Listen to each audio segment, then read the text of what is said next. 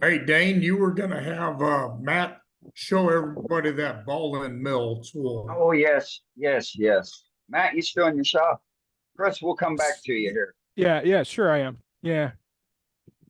So I have Yeah, you're talking about the ball end mill tool I showed I used. yes, yes. All right. So it's let me switch the camera to zoom to be mixed. Come on.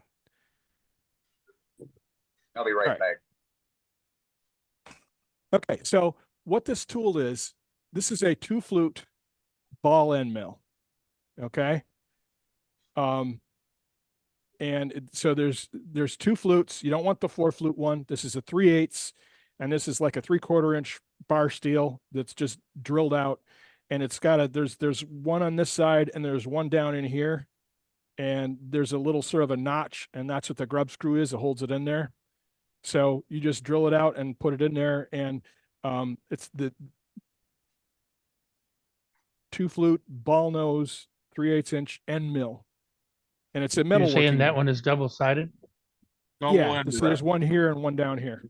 Oh, And they're like $7 or something. So like, you turn it till it gets dull, and then you unscrew it and flip it around and turn that till it gets dull, and which is like 2 years worth, and then you just buy another one.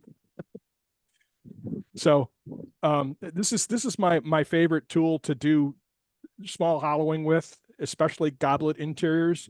I can get 8 inches off of the lathe, off of the tool rest with this tool, and still comfortably turn. It doesn't produce a lot of abrasion. The flutes are already at a shearing angle, so you get a nice shearing, smooth surface on the cut. Usually when I'm using this to turn the inside of a goblet, I don't have to sand. So if I'm going in like this with the flute straight up and down, I get a very light cut. If I open it up like this, I get a heavier cut. Okay? Questions on that? Yeah, where do you get the ball and flute? Ace Hardware. And mill, I've got them on Amazon. Granger sells them, but they're a little expensive. Any tool store, yeah, any machine shop has them. Yeah, let me see if I can. All right, well, This one- it's just a double end drill bit, right? No, it's a No, it's double a ball ended mill. end mill. I just posted a link to one. It's $5.49.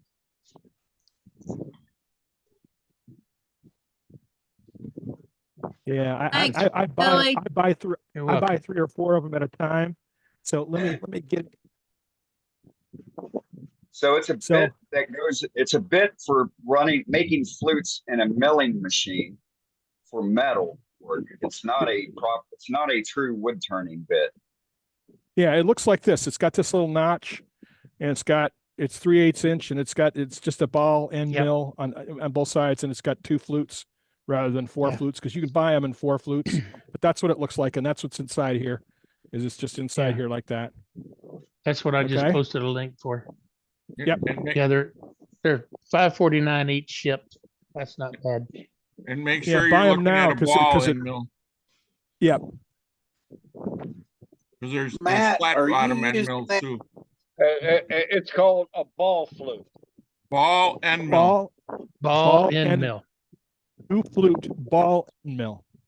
Hey, Matt, show Yeah. them what that tool will do on that scrap you got on the lathe real quick, if you would. All right, let me do this.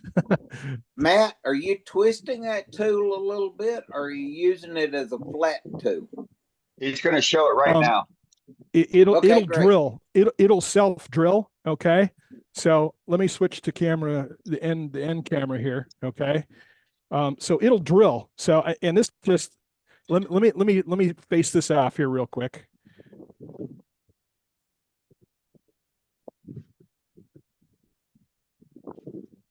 Okay. It's basically flat.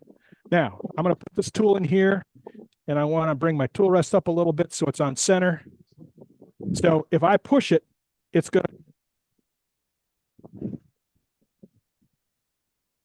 Your Okay. mic's broke up again. There you go. So if I push it, it drills, and then I can pull it out.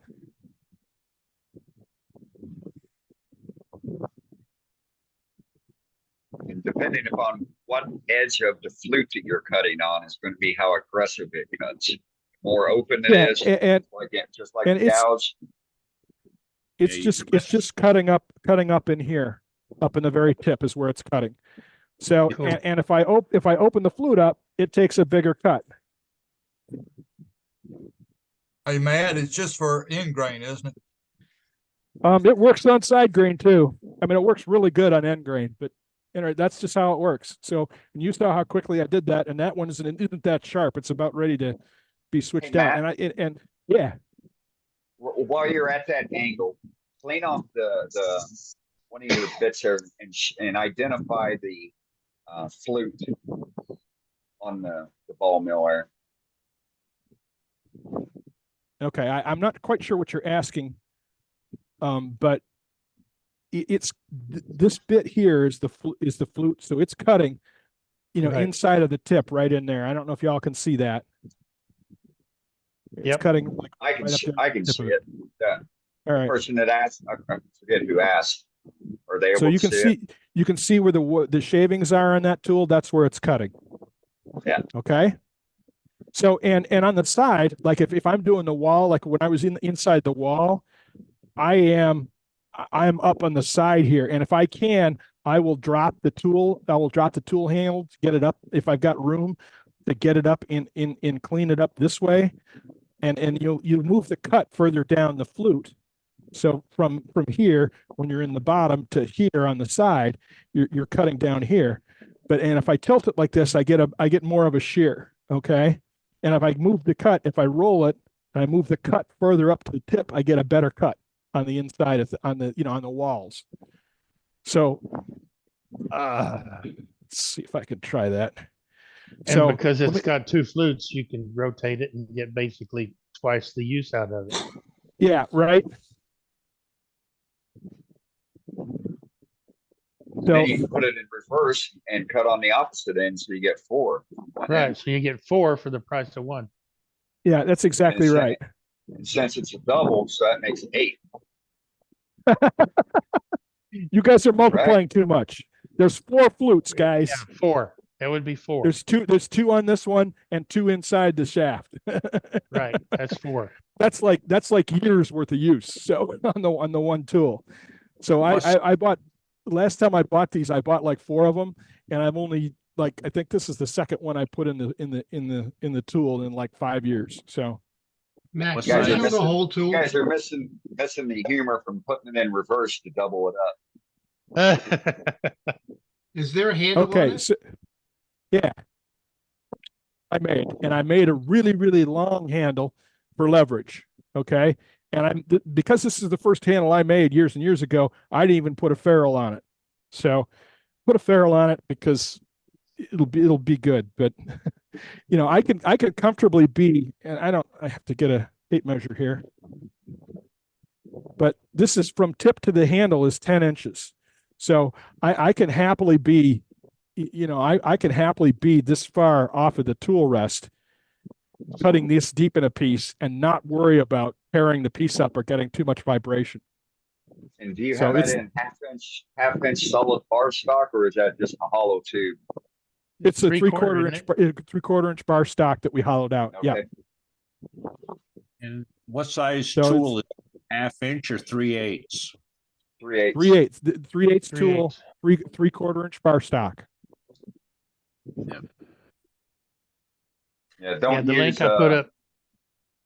Go ahead, Dan, the Bill. link I put up is for a 3/8.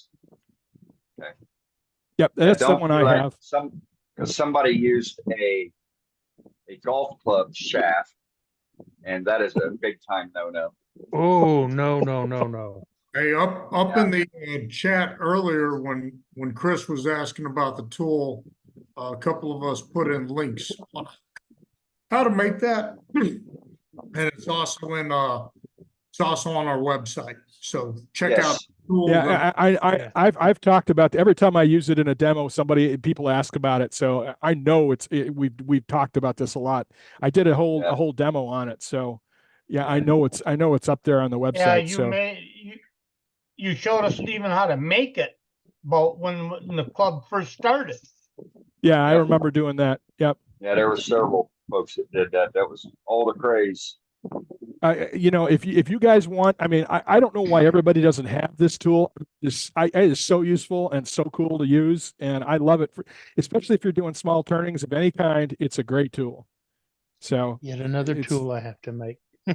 yeah, it'll take you 10 minutes, Billy. Come on. Billy, when you make one, make two.